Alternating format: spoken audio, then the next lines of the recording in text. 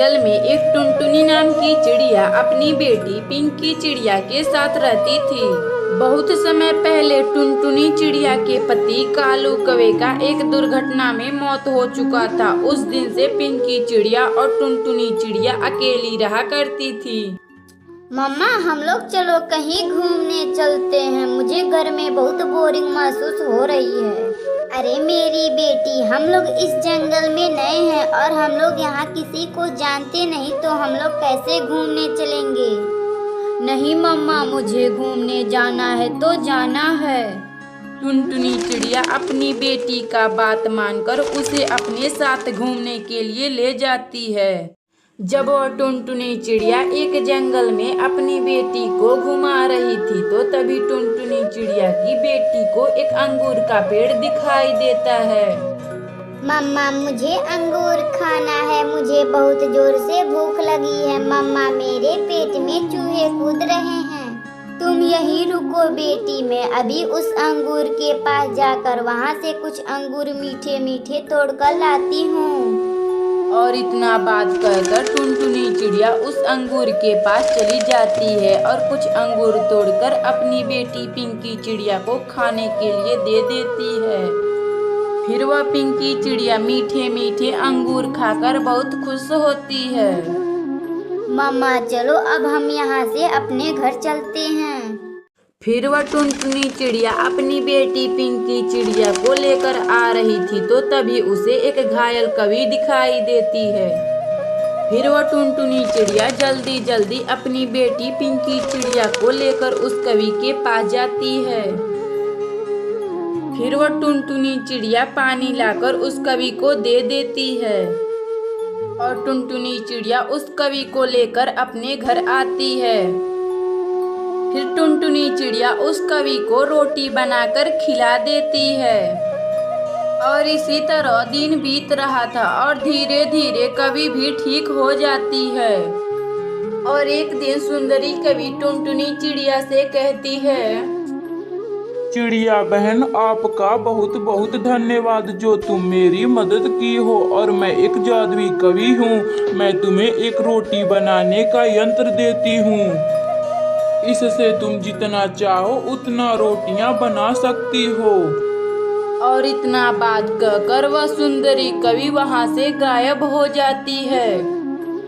और वह टुनटुनी चिड़िया उस जादुई मशीन से बहुत ज्यादा रोटी बनाती है, जिससे वह टुनटुनी चिड़िया ढेर सारा रोटी लेकर बाजार में जाती है और उसको बेचकर बहुत खुशी खुशी रहने लगती है।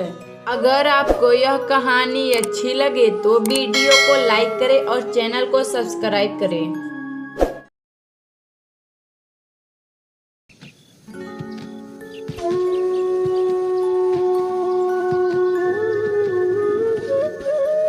सोनपुर के जंगल में एक छोटा सा पक्षियों का परिवार रहता था। उसी जंगल में एक बबली कबूतरी अपने पति बंटी कबूतर और अपने एक प्यारे बेटे कालू कौवे के साथ रहती थी।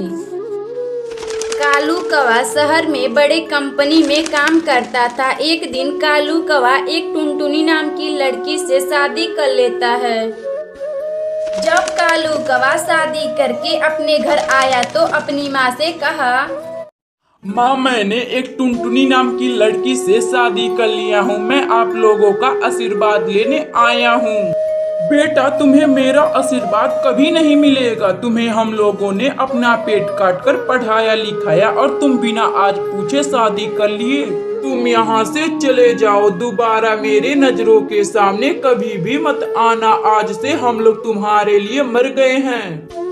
माँ जी, आप ऐसा मत कहिए। पिताजी, आप माँ जी को कुछ समझाइए ना। आप खामोश क्यों हैं? तभी कालू कौवा का बाप कहता है, अरे कालू, मेरे नजरों के सामने से तुम चले जाओ। फिर वह कालू कौवा और टुनटुनी चिड़िया दुखी मन से वहाँ से चले जाते हैं। कालू कौवा और टुनटुनी चिड़िया एक जगह पे बैठे हुए थे। तभी टुनटुनी चिड़िया रोने लगती है। ये सब मेरे वजह से हुआ है जी। मेरे कारण आपके माता पिता आपसे नाराज हो गए हैं। अपने आप को दोष देना बंद करो टुनटुनी। अब हम लोग चलो यहाँ से चलते हैं, शहर में किराए के घर लेकर रहेंगे। फिर कालू कौवा अपनी पत्नी टुनटुनी चिड़िया को लेकर शहर में आ जाता है और किराए के घर लेकर रहने लगता है। और इसी तरह टुनटुनी चिड़िया और कालू कौवा का शादी का 2 साल बीत जाता है। कुछ दिन बाद टुनटुनी चिड़िया 2 अंडा देती है। उन अंडों का बहुत ख्याल रखने लगती है। 1-2 महीने बाद उन अंडों में से बच्चे बाहर निकलते हैं। टुनटुनी चिड़िया अपने बच्चों को देखकर बहुत खुश होती है।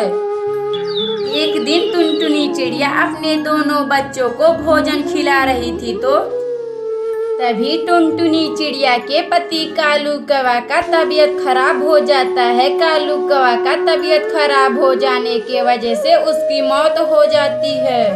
कालू कौवा का मौत होने के बाद टुनटुनी चिड़िया का मकान मालिक उन सबको घर से निकाल देता है। फिर टुनटुनी चिड़िया अपने बच्चों को लेकर मदनपुर के जंगल में रहने के लिए आती है। मम्मा, हम लोग यहाँ आज नए हैं और हमारे पास तो रहने के लिए बाकी पक्षियों की तरह कोई घर भी नहीं है। फिर वह टुनटुनी चिड़िया और उसका बेटा और उसकी बेटी साथ में गन्ने का एक घर बनाते हैं। फिर वह टुनटुनी चिड़िया अपने बच्चों के साथ गन्ने के घर में खुशी खुशी रहने लगती है। अगर आपको यह कहानी अच्छी लगे तो वीडियो को लाइक करें और चैनल को सब्सक्राइब करें।